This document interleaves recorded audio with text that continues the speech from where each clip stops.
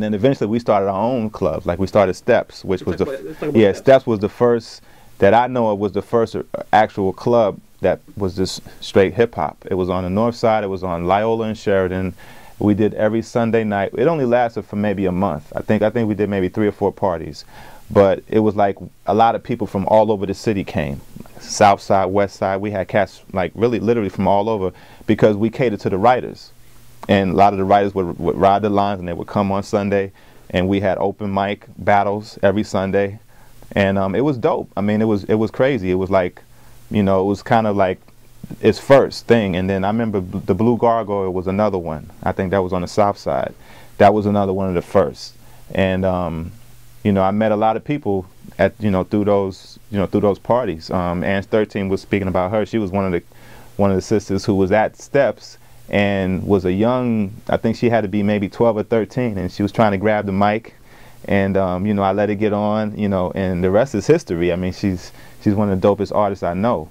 But yeah, Elbow Room was another one that came later. Before Elbow Room, it was Lower Links. It was like Lower Links was like open mic. You just get in there and just like get it in. It was like straight underground, grimy. Like I remember that's how I met Spo, Rubber Room, Spillani's, a lot of different underground artists who didn't have anywhere to really showcase their art. Lower Links was like the place to go. I met Cassius D. Me and Cassius D actually had a battle. But it was, I mean, back then it was like it was so much fun to it. So it wasn't like it is now. It was a fun element to hip hop. So battling was just a part of it. It wasn't like it was still love. You know what I mean? And the Bop Shop came later. I used to hang out in front of the Bop Shop on Chicago Avenue, battle cats all night. Wouldn't even go in the club. This would be out in the front, just battling cats. And the Spot was another one, which was right across the street from the Warehouse. Over there, you know what I'm saying? Yeah. Right across the street from the Warehouse. The Spot was going on for a minute. I met cats like Vice Versa. And then the back up too with the hip hop thing. I mean, I'm sorry, with the house thing. Eventually, as you know, also house turned into hip house. Like they tried to incorporate hip hop and house together, which I thought was a terrible idea. But I mean, it had its run. Like I remember Cool Rock Steady, who I knew. He was like one of the cats who was in that hip house scene, and he had a couple hit records through hip house with DJ International, whatever. These guys, Rocky and all them. And I mean, I knew Cool Rock Steady. I actually battled him a couple times and took him out, and he didn't. I mean, he hated the fact that I took him out, but we also have mutual respect for each other. But he went on to do the records with the hip house thing, and later on he passed away. Rest in peace. But also what happened was, I ended up at this loft party. I don't know how, I can't remember how exactly it happened, but I ended up on Green Street at a loft party, and this was back in like that hip house era. And Fast Eddie was there, who was another like, hip house type cat who was doing this thing, and Common was there. Rashid.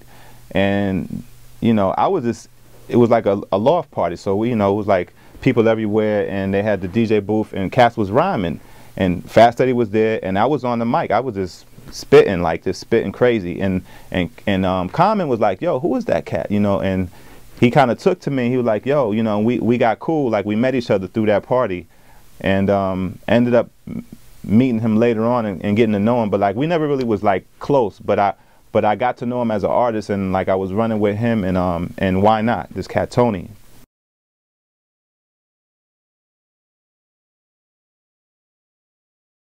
Final words, never final, always just something new from me. But right now, I mean, the main thing is, I think cats have to realize the time we're in. It's important that we remember where we're trying to go, and not be taken in a direction that we don't necessarily want to go in. Like we have to control the direction that we want to go in, even with life, music, just in general. So I think it's important that we take more control of the art and the music. And I think that's kind of happening now. The internet is its own entity. Be careful on that, because you can get, pimped on the internet too. But I think it's important to control your shit. You know what I'm saying? And show integrity with your music or whatever it is you're doing. You know, art, music, you know, management, production, choreography, whatever you're doing.